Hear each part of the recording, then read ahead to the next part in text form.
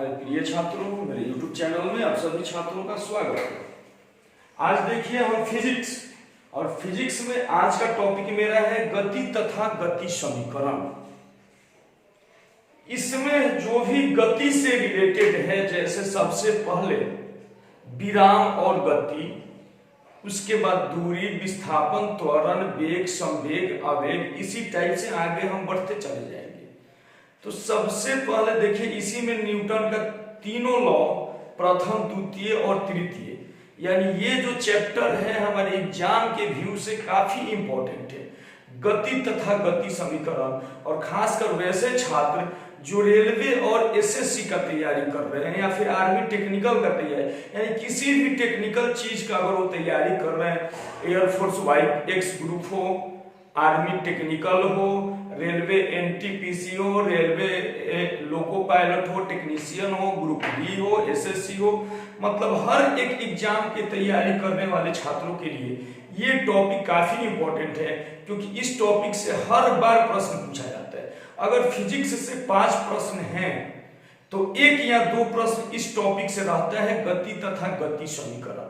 तो मेरे प्रिय छात्रों, आप इस वीडियो में शुरू से अंत तक बने रहिएगा और इसको बिल्कुल डिटेल से समझिएगा।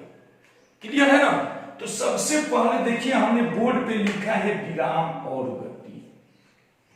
विराम और गति क्या है? विराम और गति देखिए, सबसे पहले ये दोनों टर्म जो है ये अपेक्षित टर्म है। ये अपेक्षित टर्म है, मतलब एक दूसरे से तुलना किया जाता है। कैसे तुलना किया जाता है? तो मान लीजिए 2 वस्तु है, एक वस्तु, 2 वस्तु। अगर एक वस्तु की अपेक्षा दूसरी वस्तु गति में है, मतलब ये समय के साथ अपने स्थान में परिवर्तन कर रही है, तो गति की अवस्था में है। सबसे पहले ये दोनों टर्म जो है अपेक्षित टर्म है, तुलनात्मक टर्म है। इसमें 2 वस्तु लेते हैं। अगर एक वस्तु दूसरे वस्तु के अपेक्षा अपने स्थान में परिवर्तन कर रही है तो गति में है, और अगर अपने स्थान में परिवर्तन नहीं कर रही है तो विराम अवस्था में। अब देखिए कैसे। सबसे पहले मान लीजिए कि एक बस है,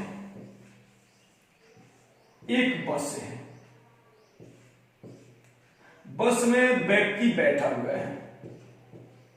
अब देखिए, बस कितनी भी दूर चली जाए, बस कितनी भी दूर चली जाए, जो व्यक्ति अपने सीट पे बैठा है, बस अगर मान लीजिए बिहार से दिल्ली ही क्यों न चली जाए, तो व्यक्ति जो अपने सीट पे बैठा है उसके स्थान में परिवर्तन तो नहीं होगा।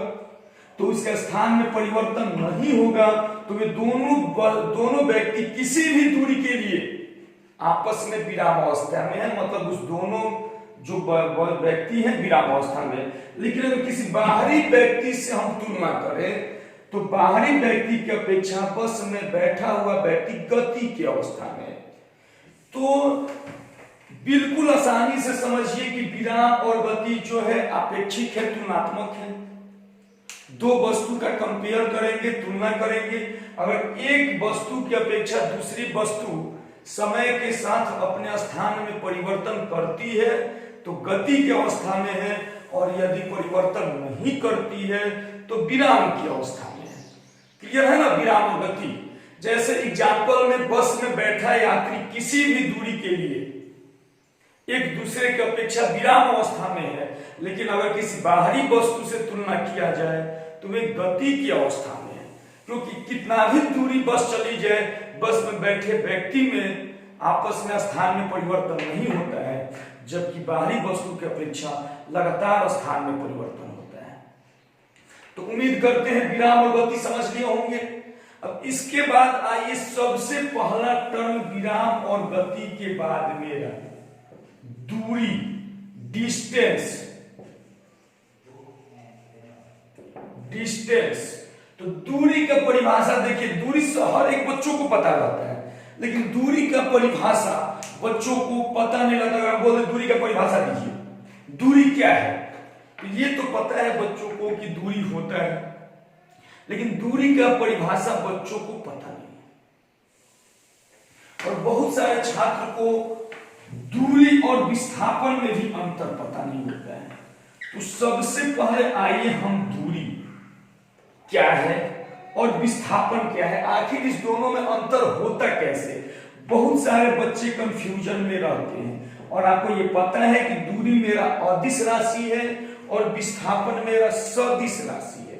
अदिश और सदिश हम पिछले वीडियो में बता चुके हैं कि जिसमें केवल परिमाण हो अदिश राशि और जिसमें दिशा और परिमाण दोनों हो वह सदिश राशि। तो दूरी देखिए, दूरी को हम समझा रहे हैं। किसी वस्तु द्वारा तय की गई, कोई भी वस्तु है, किसी वस्तु द्वारा तय की गई वास्तविक मार्ग की लंबाई को दूरी कहा जाता है। किसी वस्तु द्वारा तय की गई, जैसे मान लीजिए 10 kilometre, 5 kilometre, 20 kilometre, 5 kilometre, 6 kilometre. किसी वस्तु द्वारा तय की गई वास्तविक मार्ग के लंबाई को दूरी कही जाती है। क्लियर है? इसको 10 मानिए। दूरी का परिभाषा क्या होगा? तो किसी वस्तु द्वारा तय की गई वास्तविक मार्ग के लंबाई को दूरी कहते हैं। अब देखिए, जैसे हम पूछ दे कि ये दूरी कितना तय की वस्तु, तो 10, 5, 15, 20, 35 और 5 40 और 10 50 किलोमीटर।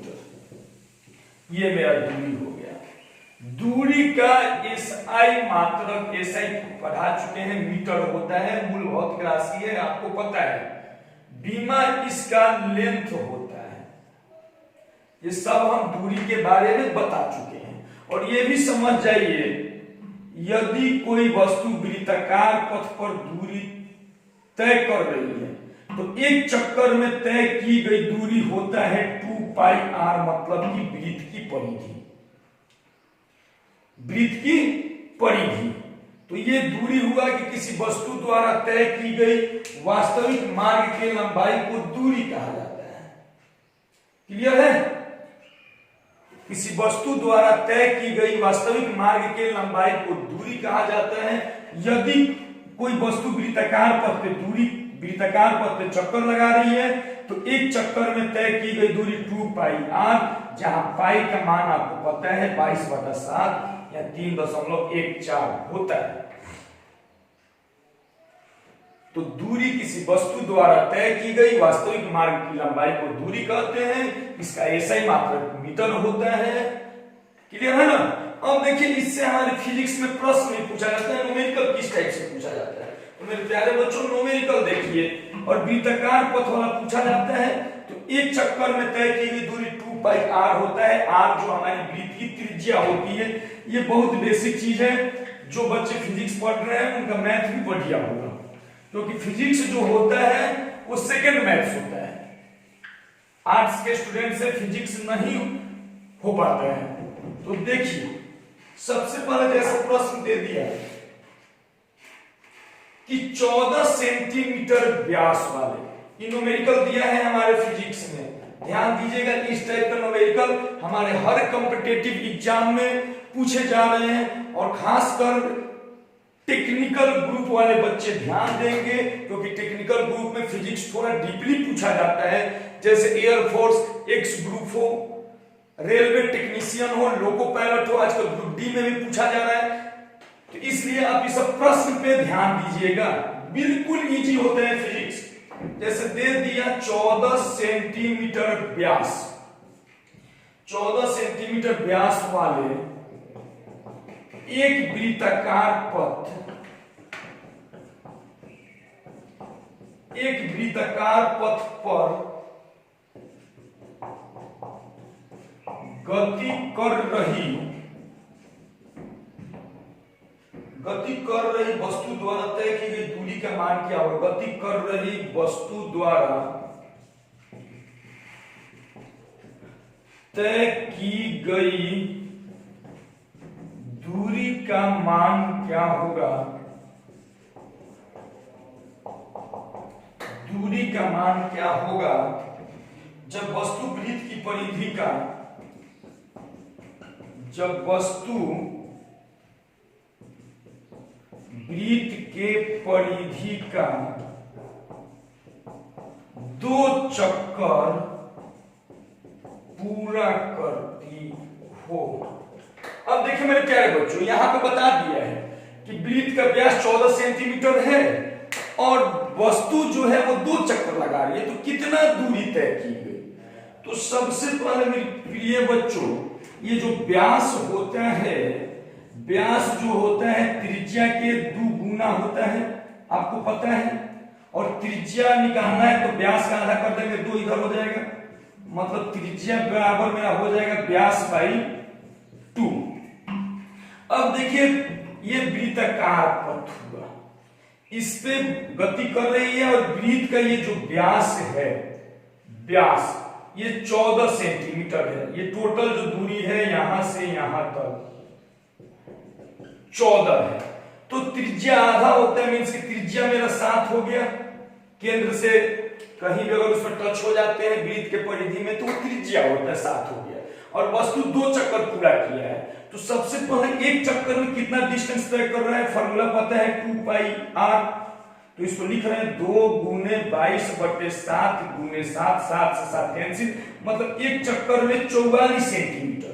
मेरे प्रिय बच्चों, एक चक्कर में कितना दूरी तय कर रहे हैं, एक चक्कर मतलब वृत्त का परिधि हमने निकाल लिया तो 44 सेंटीमीटर। तो 2 चक्कर में कितना हो जाएगा, 88 सेंटीमीटर। आंसर हो गया, काम खत्म। इसी टाइप से प्रश्न हमारे कॉम्पिटिटिव एग्जाम में पूछे जाएंगे। अभी हमने दूरी से प्रश्न बताया, अभी जो ये प्रश्न है मेरा दूरी पढ़ा रहे थे और दूरी से रिलेटेड प्रश्न बताया। तो इस टाइप के जो भी प्रश्न पूछ दे, कभी कभी थोड़ा चेंज कर देगा, दे देगा कि 14 सेंटीमीटर व्यास वाले एक वृत्ताकार पथ पर गति कर रही वस्तु द्वारा तय की गई दूरी का मान क्या होगा, 500 चक्कर, 200 चक्कर, मतलब यही फॉर्मूला रहेगा, चेंज कर देना है। जैसे बोल देगा कि त्रिज्या 7 सेंटीमीटर है और वो 500 चक्कर पूरा कर रहा है, तो यहाँ 2 चक्कर है गुने 500 कर देंगे, मान आ जाएगा। तो बिल्कुल आसान होता है। केवल हमारे बच्चों में खौफ रहता है फिजिक्स का। फिजिक्स से देखिए, अगर किसी भी प्रकार का प्रश्न बनाना है तो सबसे पहला काम एसआई मात्रक पे पकड़ होना चाहिए। एसआई मात्रक पे पकड़ नहीं है तो फिर आपसे प्रश्न नहीं बनेगा। चलिए आगे अभी हम देखते चलेंगे किस प्रकार से प्रश्न बनेगा। तो ये दूरी से रिलेटेड हमने बताया, और बहुत सारे न्यूमेरिकल हैं जो वीडियो काफी बड़ा हो जाएगा, इसलिए हम उसको नहीं बता रहे हैं। बाकी जो बच्चे हमारे क्लास में पढ़ते हैं, मेरा ऑफलाइन संस्था जो है छपरा बजरंग नगर में चलता है, जिस संस्था का नाम है कंपटीशन पॉइंट। और इस संस्था के 4 ब्रांच हैं, एक कंपटीशन पॉइंट बजरंग नगर में, और इसका आवासीय ब्रांच सैनिक कंपटीशन पॉइंट जो नबीगंज में स्थित है। जो भी हमारे छात्र आर्मी के दौर निकाल लेते हैं तो दौर निकालने के बाद इस संस्था में उनको रखा जाता है, जहां खाने पीने पढ़ने की उचित व्यवस्था है। यहाँ सारे कुशल शिक्षकों द्वारा मार्गदर्शन दिया जाता है। और एक छपरा छोटे से शहर से जेडारो टॉप अभी तक हम लोग दिए हैं, जेडारो टॉपर बच्चा हम लोगों ने दिया है। और आप देखे होंगे कि पिछली बार जो भी छात्र इधर छपरा सिवान गोपालगंज के हैं उनको आर्मी कोचिंग के बारे में पता होगा। मैं इस सारे संस्था का डायरेक्टर प्रभात सर। तो जो भी छात्र अगर ऐसे जिनको पढ़ना है ऑफलाइन पूरा डिटेल जानना है तो वे हमारे कंपटीशन पॉइंट बजरंग नगर में आके नामांकन ले सकते हैं। और जो छात्र आर्मी के शौकिया हैं, शरीर पे वर्दी चाहिए, वे छात्र दौड़ पहले निकालें और दौड़ निकालने के बाद इस संस्था में एडमिशन ले सकते हैं। जितना दिन समय मिलता है काफी बढ़िया से पढ़ाया जाता है, ऑफलाइन ऑनलाइन, ताकि उनका रिजल्ट हो। और जब तक रिजल्ट नहीं होता है छात्र से फी नहीं लिया जाता है। बाय द वे अगर कोई छात्र असफल हो जाता है तो उससे फी नहीं लिया जाता है। जो छात्र पास होते हैं, जिन छात्रों का नौकरी होता है, उन्हीं छात्रों से फी लिया जाता है। तो आप ध्यान रखिएगा।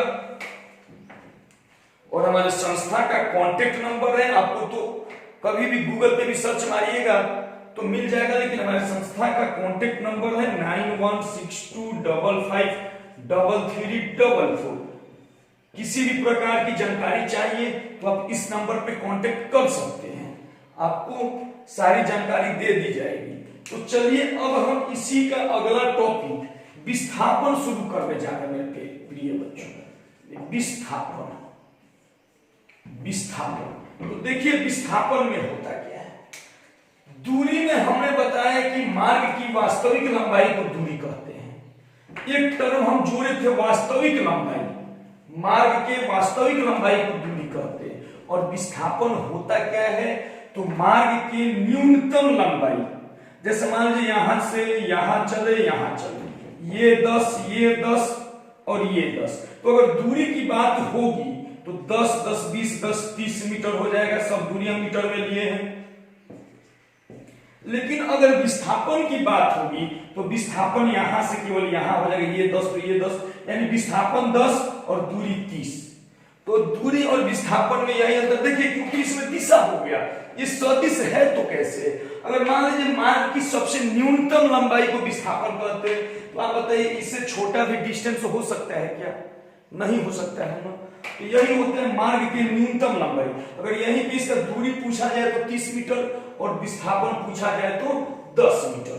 तो मार्ग के वास्तविक लंबाई को दूरी कहा जाता है और मार्ग के न्यूनतम लंबाई को विस्थापन कहा जाता है। यही जैसे आप देखिए, ये 6 मीटर और ये 8 मीटर है। अगर हम दूरी की बात करें तो 6 और 8 14 हो जाएगा। लेकिन अगर विस्थापन की बात करते हैं तो मार्ग की न्यूनतम लंबाई यही सबसे छोटी लंबाई होगी। जब इसको निकालेंगे तो रूट अंडर लंब का स्क्वायर 64 और आधार का स्क्वायर 36, यानी 100 आ जाएगा 10, यानी विस्थापन 10 होगा और दूरी 14 होगा। तो यही मेरे प्रिय बच्चों दूरी और विस्थापन में अंतर है कि वास्तविक लंबाई रहेगा तो दूरी होगा और न्यूनतम लंबाई होगा तो विस्थापन होगा। उम्मीद करते हैं दूरी और विस्थापन समझ में आ गया होगा। इसका भी ऐसा ही मात्रक बीमा सब दूरी के समान ही होता है। क्लियर है ना। अब देखिए इससे कुछ कंडीशन है विस्थापन से।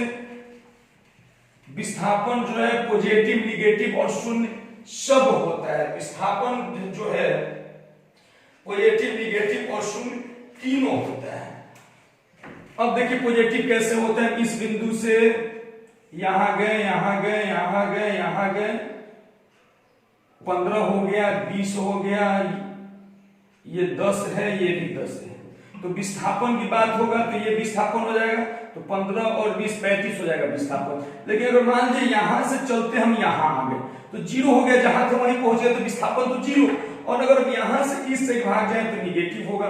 तो ध्यान रखिएगा विस्थापन जो होता है पॉजिटिव, निगेटिव और शून्य तीनों होता है, जबकि दूरी केवल पॉजिटिव होता है। इस बात को ध्यान में आप रखिएगा। तो दूरी और विस्थापन उम्मीद करते हैं कि आपको कुछ समझ में आ गया होगा। क्लियर है ना। अब देखिए हम आपको बताने जा रहे हैं वेग के बारे में। वेग समझिए।